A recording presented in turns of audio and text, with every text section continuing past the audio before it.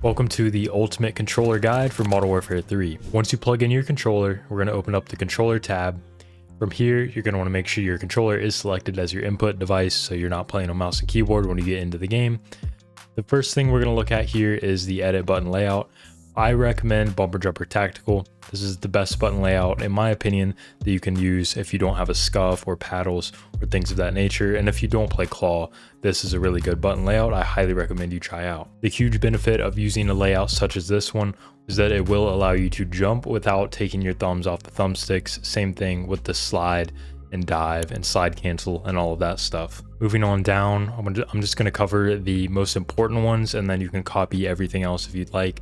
But for the most part, if I don't talk about it, it's probably default or personal preference.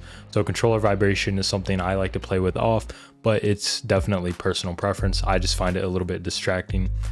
Dead zone inputs, these are very important. I'm not sure what the default values are, but you want to make sure your minimums are down as low as you can get them without having stick drift. If you want to check your stick drift, you can come up to their new test stick dead zone and turn that on, and then move your sticks around a little bit. As you can tell, they are moving there, but I have really no stick drift. I do have my left stick a minimum on all the way down to 0, and you can see it kind of jitters around a little bit, but it's not too bad. And I like to have that left stick for my movement as loose as possible, so that's why I have that at 0.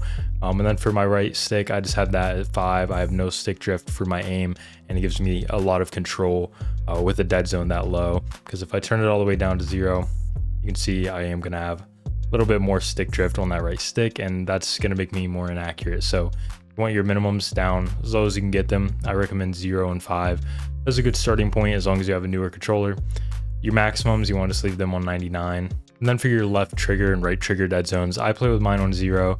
I've sometimes will put them on 5 or 10. I don't find that it matters a whole lot. You could test around with it and play around with it if you'd like, but I just leave mine on 0. Moving to the aiming tab, the sensitivities I recommend is anywhere from 5 to 8.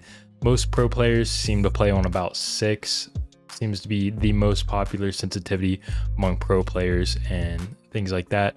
So that's what I typically play on. Sometimes I bump it up to 7 if I'm just feeling like I need to move a little faster to a 180 somebody or something like that.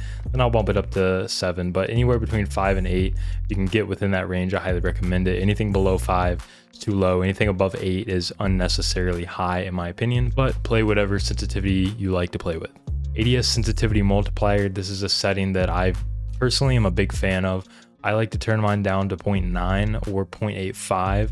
In these newer games that are faster paced, I like to play on a 0.9 so that it's not too slow and I can still track enemies as they're slide canceling around and things like that. But what this does is when you aim in and then you try to aim, it's going to just essentially lower your sensitivity down to 90% of what it normally is. So if I'm normally on 6.6, whenever I aim in, it's going to be 90% of that, roughly speaking. So that will just allow you to be a little more accurate and whiff less shots in a way. And I just personally like the way it feels, especially when I'm playing with an AR. If you're a really fast sub player, something like that, you might want to just leave this on 1. A lot of pros, for example, play on 6.6.1, and that's definitely a sensitivity you can be very successful with. Moving down to aim response curve type, a dynamic's been the most popular one for a long time. I can't explain to you exactly what it does or is, but just use dynamic. And then they do have this new curve slope scale. Just leave it on 1. I don't know what it is, but just leave it on 1 for now. Everything else you can pretty much leave alone here, except you want to make sure, of course, your aim assist is on. This is where your actual aim assist is toggled off or on. Make sure it's on. And then your aim assist type, you want to use either default or black ops. These other two just aren't really viable long term, if you want to be consistent. So just use default is what I would recommend. But if you do want to use black ops, I think there's very minimal difference between the two. So it's kind of just personal preference. Moving on to the gameplay tab. Here you want to have your tactical sprint behavior on single tap run. Ideally, just because it'll make your movement a little faster, because you're not going to necessarily have to double tap your stick every time you want to get into that tactical sprint. You'll only have to tap it once while sprinting. I still do the double tap, but having it on single tap run I think makes it just a little more responsive. For the mantle settings, you want to turn grounded mantle off. automatic airborne mantle on partial, and automatic ground mantle on off. These are going to help eliminate you from auto mantling when you don't really want to. But if you do like that, then you know, it's all personal preference at the end of the day with any setting. But I play with these off, partial, and off because I do not want to mantle unless I'm manually trying to mantle. The next really important setting in this game is going to be this invert slide and dive behavior. This is one that in MW3 you would want on inverted so that you could dive by just pressing it. But in this game, of course, slide cancels back and you need to be able to tap to slide. You want to leave this on standard so that your tap crouch button or whatever does the slide and not the dive, and it will allow you to hold to dive. Make sure this is on standard, very important for this game. Plunging underwater, I haven't found any water on this game yet, but it is just the beta at the making of this video, but I like to leave it on free, but that one doesn't matter as much. Same with ledge climb behavior. I like mine movement based, but doesn't really matter. And then moving down to a couple more important settings here. So weapon mount activation, I like to just turn it off. If you like to mount or if you plan on playing Warzone, you're probably going to want this on, and I recommend double tap ADS whenever I do have it enabled for Warzone, but for multiplayer I leave it off.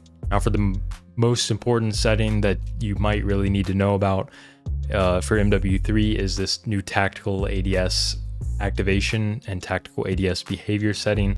If you haven't seen the tactical stance, it's something where you're like sliding and you're going to go sideways.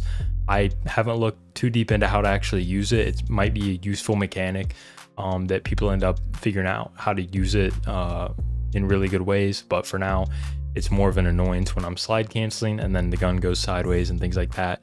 So if you want to avoid that, turn this one to off and then turn your ADS tactical ADS behavior to partial or release ADS. I've heard both of these work. I've had mine on partial and had no issues, but if you still have issues on partial, try release ADS.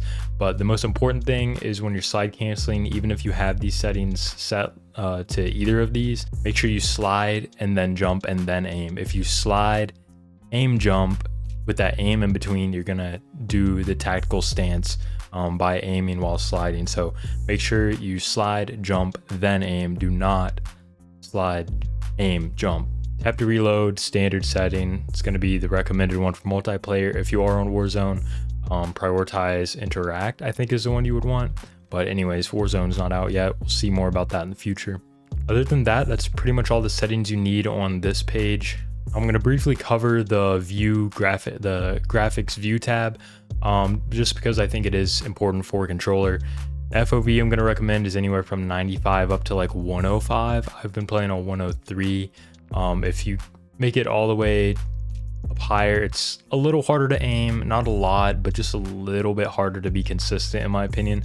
Then if you do go lower, it is easier to be consistent with your aiming, but you do lose the field of view and it feels slower. So I like a medium ground around 100, 105, or somewhere in there. Also make sure your motion blurs are off, film grain 0, and your first person camera movement to least at 50%. So that your guy is not bobbing up and down all over the place. And if you would like to invert the flashbang from making your screen all white to all black, you can enable that right here. And if you've never used Control Freaks, I highly recommend the Galaxies. They seriously make a huge difference in improving the accuracy and precision you can get out of a default controller, in my opinion. And I am affiliated with them, so if you use code Skridley, you can get 10% off at controlfreak.com. It'll help support the channel at no extra cost to you, and I genuinely believe that they are a great accessory for any controller. That's it for this video. Thanks for watching. Ask any questions you would like me to answer in the comments or videos you would like me to make in the future, and I'll see you guys next time.